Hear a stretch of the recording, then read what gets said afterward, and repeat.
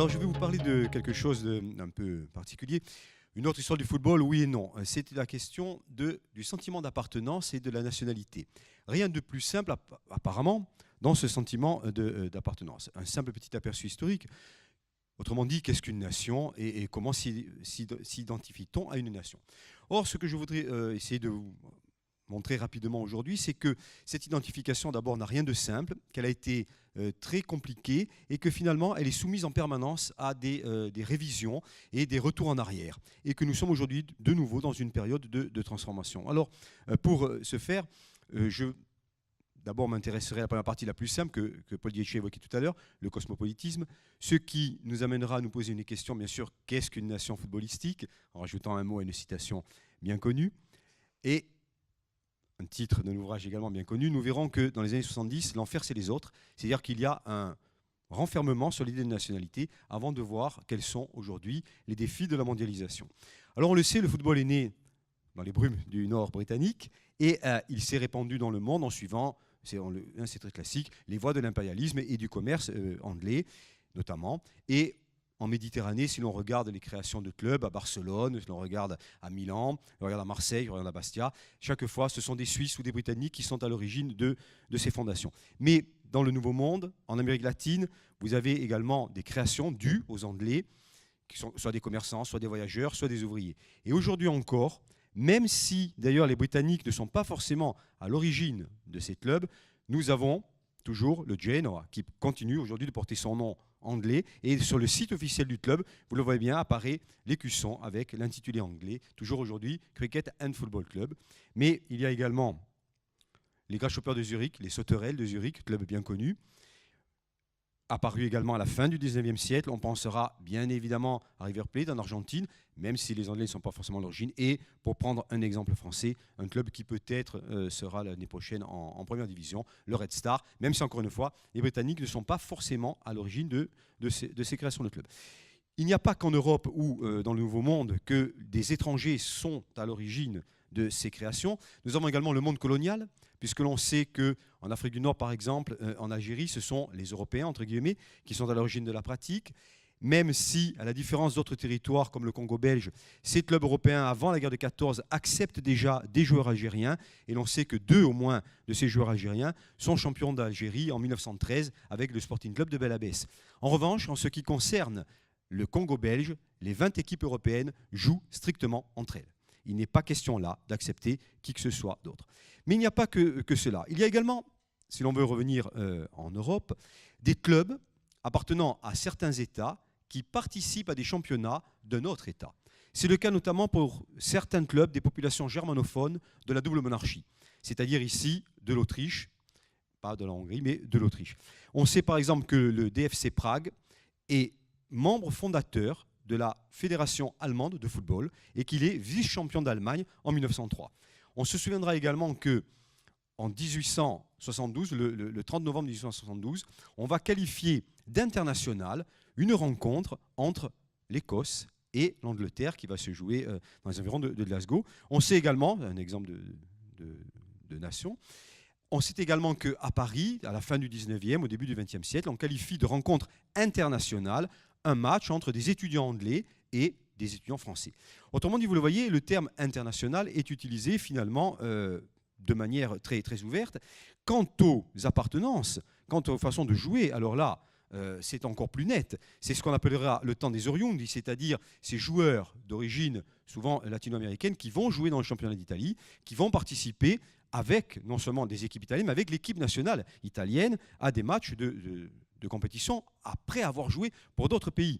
J'ai pris ici un exemple qui est peut-être le plus significatif. Raimondo Orsi, donc, qui est décédé en 86, qui est un Argentin, qui est médaillé d'argent au JO en 1928 aux Pays-Bas et qui, quelques années plus tard, on le voit ici sur la photo, quelques années plus tard, devient champion du monde avec l'Italie en 1934.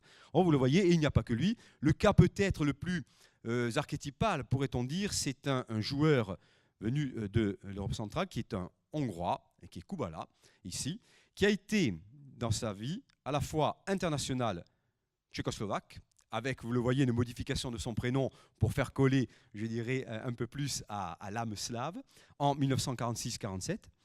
Retourné dans son pays, il reprend son prénom, il devient international hongrois, puis quittant la Hongrie au moment de la mise en place du régime communiste, il rejoint un régime d'ordre, comme aurait dit Paul.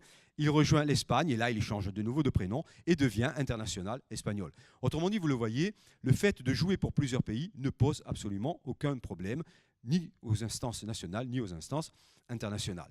Et évidemment, aujourd'hui, ce seraient des choses qui seraient peut-être un peu plus compliquées, mais vous le voyez, ce cosmopolitisme qui est à la naissance du football a également concerné très largement les équipes nationales.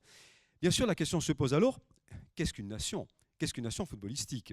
Et comment trouver des critères pour sélectionner quelqu'un? Car on le voit dans le cas ici de Kubala, finalement, il est sélectionné en équipe de Tchécoslovaquie parce que vous le voyez sur la photographie, il joue à l'époque au Slovan de Bratislava, donc il joue en Tchécoslovaquie. Rentré chez lui, eh bien, il redevient un Hongrois. Alors, le problème qui va se poser, c'est effectivement comment définir une nation. Qu'est-ce qu'une nation footballistique? Et si l'on veut simplifier les choses, il existe en fait, en ce début du XXe siècle, lorsque va naître la FIFA en 1904, il existe 3 visions de la nation. Bon, une vision que l'on connaît, qui est classique, c'est celle de l'État-nation français, sur laquelle je n'insisterai pas. Il y a également la vision allemande, c'est-à-dire celle qui s'attache à des critères essentiellement ethniques pour définir, et culturels pour définir la nation. Et puis il y en a peut-être un troisième, qui est celui britannique, auquel on peut peut-être associer l'exemple austro-hongrois. C'est celui qui met en commun le souverain, c'est-à-dire la légitimité dynastique, mais également la pratique du suffrage universel et donc la légitimité populaire. Que choisir entre les trois? Laquelle choisir entre les trois? Eh bien, au départ, la FIFA va finalement trancher dans un sens apparemment ouvert, puisque en 1910, vous le savez, elle accepte l'intégration d'équipes nationales pour l'Irlande. Plus tard, en 1921, ça deviendra l'Irlande du Nord et l'Irlande indépendante aura sa propre fédération, ce qui n'est pas le cas au rugby, où la fédération est restée unifiée. Donc il y aura l'Irlande qui sera admise, l'Écosse qui sera admise, et bien évidemment le Pays de Galles. Ainsi, les 4 nations britanniques se retrouvent effectivement présentes. Et vous les avez ici. Et il y a même un exemple unique, la Coupe du Monde 1958, où les 4 sont qualifiés. Et c'est le seul exemple. L'Euro 2016 offrira presque le parfait, il ne manquera que l'Écosse. Donc vous le voyez, c'est un choix apparemment ouvert. Pour autant, ne nous l'aurons pas. C'est un choix qui tient avant tout des rapports de force. Comment refuser à la toute-puissance britannique ce privilège? Car si en 1910, les 4 ont été admis, 2 ans auparavant, en 1908, la Bohème, membre donc de l'Autriche-Hongrie, a été exclue à la demande de l'Autriche.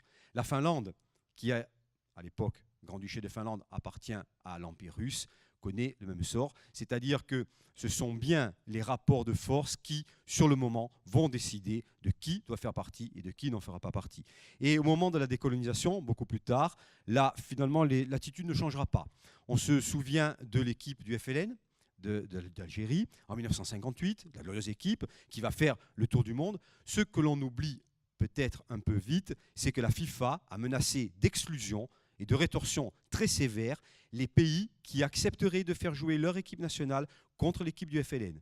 Les 2 qui se sont essayés, la Libye et la Tunisie, et le Maroc, pardon, ont été durement sanctionnés. Donc vous le voyez, en réalité, cette idée de nation est intimement liée à cette idée de rapport de force. Et puis continuons.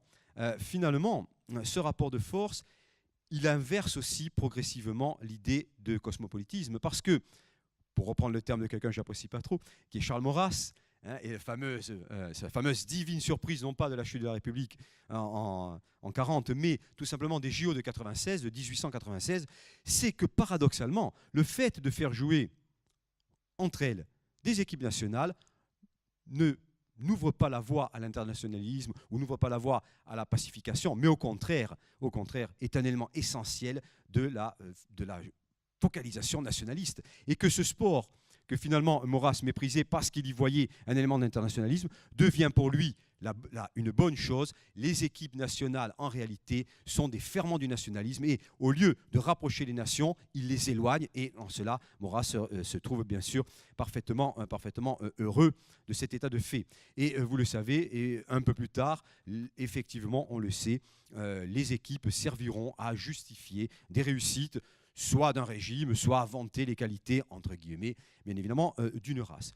Le professionnalisme ne va pas, finalement, inverser la donne. On ne pourrait croire que, à partir du moment où le football intègre la sphère marchande, il va oublier, ou en tout cas, les éléments nationaux vont pouvoir disparaître. Non, il n'en est rien. Il n'en est rien. Bien au contraire, les équipes, même, je dirais, entre guillemets, cosmopolites dans les championnats, pour quelque temps encore, vont au contraire synthétiser les éléments. Et grâce, ou à cause, c'est comme vous voulez, à la presse. Écrite d'abord, radiophonique ensuite, télévisée enfin. C'est cette presse qui va permettre, là, sur le petit rectangle du stade, de synthétiser toute la puissance de la nation, de donner naissance peut-être à cette nation imaginée plus fortement encore peut-être qu'à l'école, où les longues leçons d'histoire sont peut-être parfois pesantes, mais là, en quelques minutes, 11 contre 11, la nation est identifiée, et l'autre, qui est évidemment forcément négatif, est également identifié. Et ce sont ces éléments-là qui sont essentiels, ce qui montre donc bien qu'au départ, le professionnalisme ne gêne en rien la fermentation nationaliste. Alors on le sait, bien sûr, il se peut que le sport également permette de raccommoder la nation. En 1996, lorsque l'Afrique du Sud est championne d'Afrique, lorsque l'équipe de rugby d'Afrique du Sud est championne du monde en 1995, me semble-t-il, et un peu plus tard en 2007, eh bien, il est incontestable que cela raccommode la nation avec elle, sans l'opposer forcément aux autres. Pour autant, nous ne l'aurons pas, Les émeutes qui ont eu lieu dernièrement en Afrique du Sud, notamment à Bloemfontein, le 22 février dernier, à l'origine d'un match de rugby, démontrent bien qu'il ne faut pas se leurrer sur, je dirais, cette mythique. De même qu'en 1986, lorsque l'équipe de Belgique réalise un beau parcours à la Coupe du Monde, elle est accueillie effectivement à Bruxelles avec une force déploiement de drapeau belge, à un moment où la question même de la vie du pays est en question. Mais on le sait, cette éphémère, finalement, synthèse nationale, c'est de nouveau délité, puisqu'aujourd'hui, la question même de l'existence de la Belgique est en danger. Est-ce à dire que les équipes nationales soient les seules à synthétiser ces éléments nationaux? Non, non, non.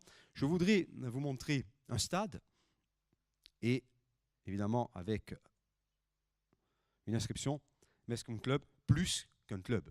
Et oui, bon, j'ai pris le cas du FC Barcelone, je vais prendre un cas plus connu, mais je le réserve pour Nice, puisqu'ils vont me demander quelque chose, donc je n'en parlerai pas. Oui, il est évident que des populations qui sont victimes de ségrégation, ou qui s'estiment victimes de ségrégation, qui sont marginalisées ou qui s'estiment victimes de marginalisation, eh bien, trouvent à travers l'exemple du football une cohésion nationale, si on veut, régionale, si vous voulez, qui effectivement a son rôle. Et comment nier que le FC Barcelone a représenté, à l'époque du franquisme, un élément refuge de l'identité catalane? Comment ignorer aujourd'hui, incontestablement, que le FC Barcelone est un des éléments du nationalisme catalan, et d'ailleurs, nombre de joueurs se sont prononcés en faveur de l'indépendance de la Catalogne. Reste à savoir où ira jouer le FC Barcelone si la Catalogne est indépendante, puisque ça posera. Ceci dit, le FC Barcelone pourra faire comme Monaco et jouer. Justement, si j'évoque Monaco, c'est pour montrer également que l'équipe nationale n'est pas forcément une bonne chose et que la synthèse à travers le football n'est pas forcément quelque chose de positif pour l'État. L'État monégasque est très soucieux de sa représentation. Et on sait très bien qu'il a, depuis longtemps, depuis un siècle et demi, insisté sur tous les attributs de la légitimité. Monnaie, même si c'est l'euro, mais ce sont des euros frappés à l'image des souverains, timbre-poste, évidemment, constitution, membre de nombreuses organisations internationales, l'ONU, le CIO. En revanche, il ne fait pas partie de la FIFA. Monaco n'est pas à la FIFA. Monaco n'est pas à l'UEFA. Monaco n'a pas d'équipe nationale. Tout simplement parce qu'ici, vous l'avez compris, la représentation de soi par soi-même écornerait sérieusement l'image de la principauté. Et elle donnerait au contraire de ce pays l'image d'une structure, disons, de perdant. Ce n'est pas du tout l'image que Monaco veut donner d'elle-même. Par conséquent, pas d'équipe nationale ici, elle est inutile. Elle est inutile. Vous voyez donc que si d'un côté, le cas de la Catalogne, on peut espérer et demander effectivement une reconnaissance, d'un autre côté, on n'est pas du tout soucieux de l'avoir. Pour autant, les années 60 et 70, qui sont celles, vous le savez, des 30 Glorieuses, qui sont celles d'une première mondialisation, enfin même d'une deuxième ou troisième mondialisation, sont paradoxalement, en termes de football, en termes d'identité, en termes de nationalité, celles d'une fermeture. Et cette fermeture est basée sur des mauvais résultats sportifs. On pense notamment à l'Italie qui, en 1966, est éliminée honteusement de la Coupe du Monde par l'équipe de Corée du Nord. Et donc ça reste le seul grand exploit. Or, le discours qui va se développer alors, c'est qu'il y a trop d'étrangers dans le championnat national et que finalement, les Italiens perdent leur vertu nationale au contact de ces gens beaucoup trop nombreux. Il faut donc fermer, cadenasser le championnat. Même réaction en France qui, après l'épopée de 58, ne réalise plus aucun résultat international de qualité. L'idée est donc ici aussi de limiter le nombre d'étrangers dans le championnat de France. 2 par équipe, pas plus. Au même moment, pour d'autres raisons, l'Algérie va également se fermer et empêcher ses joueurs de partir pour créer une équipe qui soit plus compétitive au niveau international. Quels sont les résultats de cette fermeture? Ils sont en demi-teinte. Pour la France, il est très clair qu'il s'agit d'un échec. Lorsque l'on regarde entre 1959, la dernière participation de Reims à une finale de ce qui s'appelle aujourd'hui la Ligue des Champions, jusqu'à 1976, où Saint-Étienne atteint ce même cap, c'est le grand vide. Il n'y a rien chez les clubs, alors qu'il n'y a plus que 2 étrangers par club. Quant à l'équipe nationale, elle ne se qualifie que pour la Coupe du Monde 66, où elle fait un parcours pour le moins, disons, médiocre. Pour l'Algérie, c'est plus mitigé. Il y a bien évidemment la Coupe du Monde 82, le match historique contre la RFA, mais la Coupe du Monde 86 n'est pas à la hauteur des ambitions. Il n'y a que pour l'Italie, où finalement on peut estimer que la chose a été positive. Fermeture des frontières, élimination peu glorieuse de 66, 68 championne d'Europe des Nations, 70 vice-championne du monde. Donc, mais c'est le seul cas. Et vous voyez que ça n'a pas empêché de développer tout un discours, évidemment, à forte tendance xénophobe, où l'on parlait de cette, finalement, de ces, comme aujourd'hui on peut l'entendre, sur d'autres migrations, finalement de cette sorte de cancer qui rongerait le football national. Alors c'est ce moment-là que je vais vous appeler l'enfer c'est les autres, c'est-à-dire si l'on échoue, finalement c'est toujours à cause des autres et il vaut mieux être représenté par soi-même car c'est la garantie de s'en sortir. La preuve n'est pas évidente. Alors, nouveau tournant, évidemment, excusez-moi, je vais un peu trop vite pour pas trop débordé. C'est aussi le moment où la FIFA revoit les règles de la nationalité et où désormais elles sont beaucoup plus strictes, puisque même si vous avez joué un simple match même pas d'équipe B, mais de junior, vous n'êtes plus sélectionnable pour un autre pays, même si vous changez de nationalité. Tout le monde se rappelle peut-être ce joueur d'origine hongroise, qui, au milieu des années 70, n'avait pas signalé à l'entraîneur de l'équipe de France qu'il avait joué un match de cadet ou de junior, qui avait été sélectionné pour un match amical avec l'équipe de France. Et bien évidemment, l'UEFA et la FIFA avaient fait savoir que ce joueur n'était pas sélectionnable. Donc c'était un Sud-Américain et c'était un match Hongrie-France amical en 76. J'ai oublié le nom de ce joueur. Peut-être... oui, c'est ça. Ouais, c'est ça. Qui n'était pas sélectionnable et qui avait caché les choses. Donc vous le voyez, époque de fermeture, alors que paradoxalement, on est dans une période économiquement de grande ouverture. Mais les enjeux sont tels que finalement, on pense qu'il faut prendre sur soi et chez soi. Nouveau changement de paradigme, celui dans lequel nous nous situons aujourd'hui, ce que j'ai appelé les défis de la mondialisation, c'est que les grandes transformations, la grande transformation du début des années 90, si on veut les cibler par quelques dates. L'introduction définitive du football dans la sphère marchande, que l'on peut repérer par 2 dates simples. 1993, la création de la Ligue des Champions. C'est la même année d'ailleurs que la FIFA va revoir les conditions de nationalité. Et 1995, bien évidemment, c'est l'arrêt Bosman, qui est un véritable tremblement de terre à ce niveau-là. Dans les années qui suivent, entre 2006 et 2009, de nombreux pays africains notamment vont demander à la FIFA de revoir les règles sur la nationalité pour leur permettre d'intégrer des joueurs qui sont nés à l'étranger, mais qui sont de parents nationaux.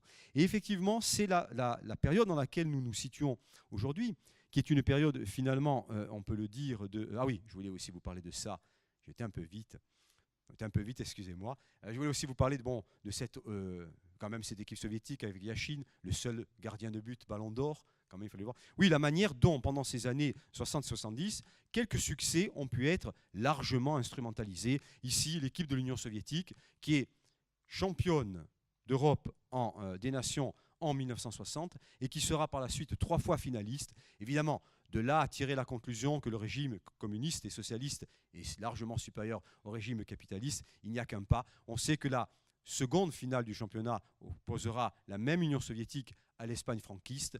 Et on sait également, disons, que comme pour la Coupe du Monde 1934, il a fallu expliquer aux arbitres certaines règles du jeu pour que l'Espagne devienne finalement à son tour championne d'Europe. Alors, cette période d'ouverture qui est celle actuelle, on peut la voir à travers les statuts de la FIFA. Je vous ai mis ici l'article 6 et l'article 7. Ce sont en fait les articles 5, 6, 7, 8 des statuts de la FIFA qui définissent la nationalité. Vous le voyez, les critères sont des critères très largement ouverts, malgré le fait qu'au début des années 2000, il y a eu véritablement une sorte de contre-offensive, entre guillemets, nationaliste. On se rappelle que Johan Cruyff, par exemple, avait déclaré que l'équipe nationale était une cause nationale et qu'il fallait revenir sur cette idée finalement de trop grande ouverture. On sait également que Maradona avait déclaré à peu près la même chose en disant « Aujourd'hui, on change beaucoup trop facilement d'équipe, de club comme de pays. Il n'y a plus l'amour du maillot. » En revanche, et c'est assez surprenant, Franz Beckenbauer déclarait pratiquement au même moment que finalement les équipes nationales s'étaient dépassées et qu'un jour on arriverait à une équipe d'Europe tout simplement et qu'il n'y aurait plus d'équipe de France, d'Angleterre ou d'Allemagne.